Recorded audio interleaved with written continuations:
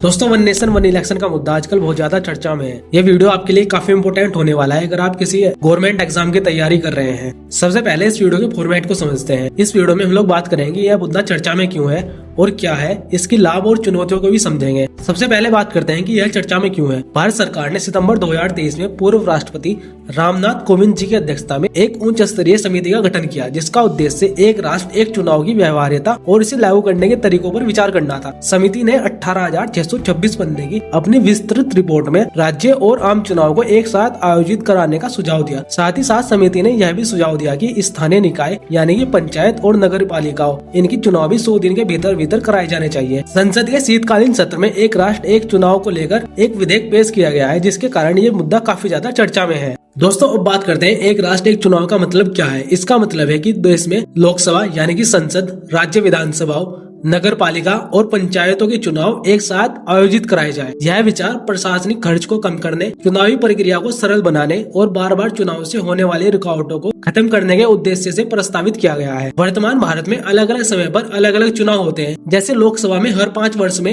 एक बार चुनाव होता है और राज्य विधानसभाओं में अलग अलग राज्यों में अलग अलग समय पर चुनाव होते हैं। नगर पालिका और नगर पंचायत के चुनाव भी क्षेत्रीय स्तर पर अलग अलग समय में कराए जाते हैं। एक राष्ट्र एक चुनाव के तहत सभी स्तर के चुनाव एक ही बार में कराए जाएंगे, ताकि हर 5 वर्ष में एक ही बार मतदान हो। दोस्तों, एक राष्ट्र एक चुनाव भारतीय राजनीति में कोई नया विचार नहीं है। स्वतंत्रता के बाद दोस्तों 1951 और 52 में पहले बार आम चुनाव लोकसभा और राज्य विधानसभा के एक साथ कराए गए थे। यह प्रक्रिया 1957 से 1962 तक जारी रही। फिर उसके बाद 1967 में राज्य विधानसभाओं को भंग कर दिया गया, जिसके कारण उनके चुनाव लोकसभा से अलग होने लगे और फिर 1970 में पहली बार लोकसभा का कार्यकाल पूरा होने से पहले ही भंग कर दिया गया, जिससे अलग अलग समय पर चुनाव कराने की परंपरा शुरू हुई। अब इससे होने वाले लाभ की बात करते हैं। दोस्तों, सबसे बड़ी बात है कि इससे खर्च कम होगा। बार बार चुनाव कराने से पैसा बहुत ज्यादा खर्च होता है। यह धन किसी विकास कार्य में खर्च हो सकता है। उसके बाद विकास कार्यों में रुकावट उत्पन्न नहीं होगी। दोस्तों, जब चुनाव होते हैं तो आदर्श आचार संहिता लागू हो जाती है, इससे विकास परियोजनाएं रुक जाती है। इससे प्रशासनिक सुविधा भी होगी। एक साथ चुनाव होने से पुलिस प्रशासन और चुनाव आयोग को बार बार तैयारियां नहीं करनी पड़ेगी। राजनीतिक स्थिरता भी आएगी। दोस्तों, लगातार चुनाव से सरकारों पर राजनीतिक दबाव बना रहता है। साथ ही साथ जनता पर बोझ भी कम होगा।